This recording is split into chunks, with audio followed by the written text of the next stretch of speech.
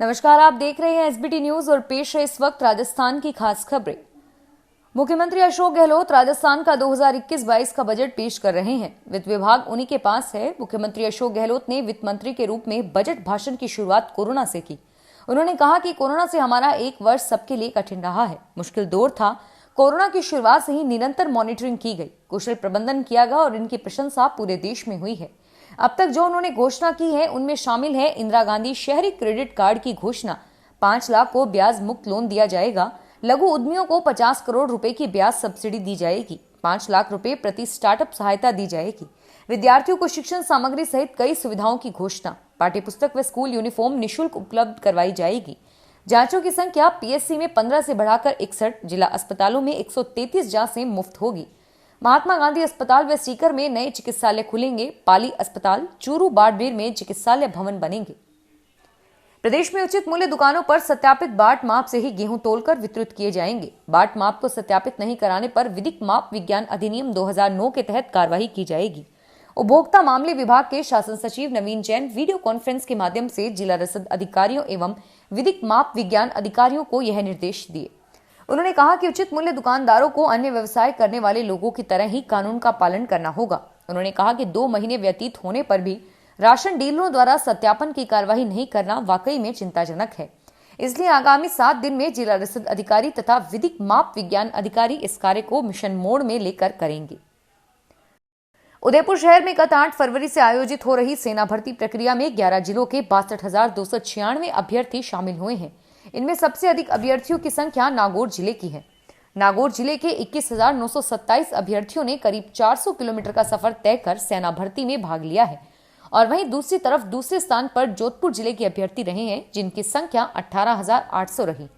शेष 9 जिलों के कुल अभ्यर्थियों की संख्या 21,569 रही, यानी कि 9 जिलों पर अकेला नागौर भारी रहा है। राज्य सरकार ने लालगढ़ जाटान की नवगठित नगर पालिकाओं को भंग कर दिया है। सरकार ने एक अधिसूचना जारी कर लालगढ़ समेत प्रदेश की नवगठित 17 नगर पालिकाओं को भंग कर दिया है। हाईकोर्ट और सुप्रीम कोर्ट की गाइडलाइन की पालना में ये आदेश जारी करने के लिए दिए गए हैं और इस आदेश से लालगढ़ जाटान फिर से ग्राम पंचायत मुख्यालय रह गया है।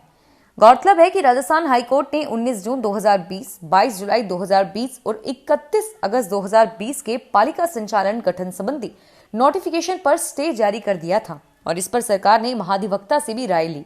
इसके बाद राज्य सरकार ने अधिसूचना जारी कर दी। 27 फरवरी को कांग्रेस के प्रदेश में 2 बड़े किसान सम्मेलन होने वाले हैं। पार्टी इन किसान सम्मेलनों को सफल बनाने के लिए जी जान से जुटी है। मंगलवार से जयपुर में सहकारिता मंत्री उदयलाल आंजना के निवास पर इसे लेकर बैठक हुई और इसमें 3 जिलों के पार्टी पदाधिकारी और जनप्रतिनिधि शामिल हुए। पीसीसी चीफ गोविंद सिंह डोटासरा के साथ ही मंत्री रघु शर्मा, हरीश चौधरी, उदयलाल आंजना, प्रताप सिंह खाचरियावास और अर्जुन बामणिया इस बैठक में मौजूद रहे। राजस्थान हाईकोर्ट ने अलवर के रकबर उर्फ अकबर मॉब लीचिंग प्रकरण में ट्रायल कोर्ट को अंतिम फैसला देने पर रोक लगा दी है और इसके साथ ही अदालत ने नवल व सुरेश को नोटिस जारी कर पूछा है कि क्यों न उनको प्रकरण में आरोपी बना लिया जाए। न्यायाधीश नरेंद्र सिंह की एकल पीठ ने यह आदेश मृतक रकबर की विधवा अक्सीना की रिवीजन याचिका पर सुनवाई करते हुए दिए। याचिका में बताया कि घटना में घायल हुए असलम नामक गवाह ने अपने बयानों में नवल और सुरेश को भी घटना में शामिल बताया है। उत्तर प्रदेश में मथुरा जनपद के पालीखेड़ा गांव में कांग्रेस महासचिव प्रियंका गांधी वाड्रा की सभा में उस समय हंगामा हो गया जब उनका संबोधन शुरू होने के कुछ ही मिनटों बाद मंच के समक्ष करीब दर्जन भर लोगों ने तख्तियां दिखाते हुए राजस्थान की एक लड़की को राजस्थान सरकार से न्याय दिलाने की मांग करनी शुरू कर दी। प्रियंका गांधी खुद तत्काल माइक छोड़कर नीचे आ गई और फिर हाथों में तख्तियां थामे लड़कों एवं लड़कियों ने कांग्रेस नेता के सामने अपनी समस्या रखी। इस पर प्रियंका गांधी ने उसी समय राजस्थान के मुख्यमंत्री अशोक गहलोत से वार्ता कर मामले की जानकारी ली और उक्त लड़की को न्याय दिलाने को कहा। राजकीय सेवा से सेवान्वित होने वाले पेंशनरों को मिलने वाली मेडिकल सुविधाओं के संबंध में बैठक का आयोजन जिला कलेक्टर राकेश कुमार जायसवाल की अध्यक्षता में किया गया। उन्होंने कोषाधिकारी को निर्देश देते हुए कहा कि जेनेरिक दवाओं की क्रय कीमत एवं विक्रय कीमत की जानकारी प्राप्त करके ही उचित दर पर दवाइयों की उपलब्धता सुनिश्चित करें। उन्होंने कहा कि जिले में संचालित उपभोक्ता भंडार द्वारा मेडिकल की दुकानें संचालित की जा रही है। दुकानों के लिए क्रय की जाने वाली जेनेरिक दवाओं के लिए कमेटी का गठन किया जाए ताकि पेंशनरों को उचित मूल्य पर दवाएं सही समय पर उपलब्ध हो सके। सरकारी तेल कंपनियों की ओर से बुधवार को पेट्रोल और डीजल की कीमतों में कोई बदलाव नहीं किया गया। कंपनियों ने मंगलवार को 25वीं बार दामों में बढ़ोतरी कर दी थी।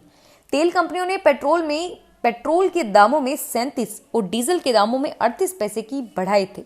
जयपुर में अब पेट्रोल 97 रुपए 47 पैसे और डीजल 89 रुपए 82 पैसे प्रति लीटर हो गया है। नए साल में पेट्रोल और डीजल के दामों में 25वीं बार बढ़ोतरी की गई है।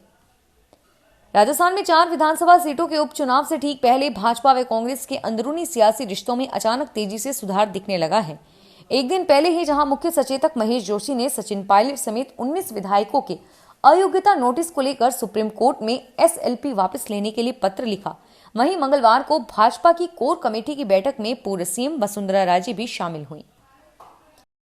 बीजेपी के प्रदेश प्रभारी अरुण सिंह ने कहा कि पार्टी में अगर कोई गड़बड़ करता है तो उसे बुलाएंगे, समझाएंगे और डांटेंगे। सिंह ने प्रदेश संगठन से नाराज चल रहे विधायकों और पूर्व विधायकों से मुलाकात की, विधायकों के नाराजगी के मुद्दों पर चर्चा की और उन्हें दूर करने का आश्वासन दिया। और इससे सदन में बोलने के मामले में पक्षपात का आरोप लगाने वाले विधायक प्रताप सिंह सिंघवी, कालीचरण सराफ और नरपत सिंह राजवी शामिल रहे। इन मुलाकातों का दौर MNIT मालवीय नगर में चला। विधानसभा में आम जनता से जुड़े सवालों के सरकारी विभाग के जवाब नहीं दे रहे हैं। प्रदेश में जनता के मुद्दों, समस्याओं और सिस्टम की लापरवाही को लेकर विधायक विधानसभा में प्रश्न लगाते हैं, लेकिन 15वीं विधानसभा में अब तक हुए सभी सत्रों के करीब 8,455 प्रश्न अनुत्तरित हैं।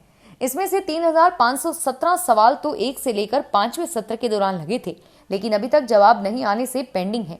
विधानसभा के छठे सत्र के भी करीब 4,938 सवाल अपने जवाब का इंतजार कर रहे हैं और इससे पूर्व की विधानसभाओं के भी करीब 3,000 प्रश्न पेंडिंग सूची में हैं। एम्बुलेंस कर्मचारी यूनियन की ओर से प्रदेश भर में 104 और 108 एम्बुलेंस सेवा बंद करने की घोषणा के बाद मंगलवार को अधिकारी स्तर की 3 वार्ताओं के बाद मांगों पर सहमति बनी और एम्बुलेंस कर्मचारियों ने हड़ताल स्थगित करने की घोषणा की। राजस्थान एम्बुलेंस कर्मचारी यूनियन के प्रदेशाध्यक्ष वीरेंद्र सिंह शेखावत ने बताया कि रात 10:30 बजे मिशन निदेशक नरेश कुमार ठकराल से तीसरे चरण की वार्ता हुई। इसमें 20% वेतन बढ़ोतरी के लिए 20 दिन का समय लिया और 8 घंटे कार्य समय के लिए दोनों एम्बुलेंस संचालक कंपनी को पत्र जारी करके 7 दिवस में लागू करने के लिए कहा गया है।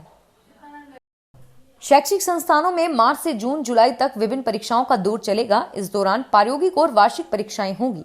विद्यार्थी आगामी 4-5 महीने पढ़ाई में व्यस्त रहेंगे और इसके अलावा परीक्षाओं के नतीजे भी जारी होंगे। सीबीएसई की 12वीं और 10वीं की प्रायोगिक परीक्षाएं 1 मार्च से शुरू होंगी, जबकि वार्षिक परीक्षाएं 4 मई से कराई जाएंगी। देश में 32 लाख से ज्यादा विद्यार्थी परीक्षाओं में शामिल होंगे। महर्षि दयानंद सरस्वती विश्वविद्यालय के नॉन कॉलेजिएट विद्यार्थियों की परीक्षाएं अप्रैल अथवा मई माह से शुरू होंगी। सीकर जिला के पाटन वन विभाग की टीम ने मंगलवार सुबह जंगल से शिकार कर लाई हुई 2 मृतक से ही बरामद की है। क्षेत्रीय वन अधिकारी नरेंद्र सैनी ने बताया कि मुखबिर की सूचना पर सुबह जल्दी डाबला रोड स्थित नट बस्ती में कैलाश नट के मकान पर दबिश दी, जहां 2 मृत से ही बरामद की गई। आरोपी मौके से फरार हो गई। विभाग की टीम मृत से ही के शव को रेंज कार्यालय लेकर आई, जहां उनका पोस्टमार्टम करवाया जाएगा। आरोपियों के खिलाफ वन्य जीव संरक्षण अधिनियम में मामला दर्ज किया गया है। फिलहाल इस बुलेटिन में इतना ही और फिर हाजिर होंगे तमाम बड़ी खबरों के साथ। एसबीटी न्यूज के वीडियो देखने के लिए हमारे चैनल को सब्सक्राइब करें और नोटिफिकेशन पाने के लिए बेल आइकन पर क्लिक करें। धन्यवाद।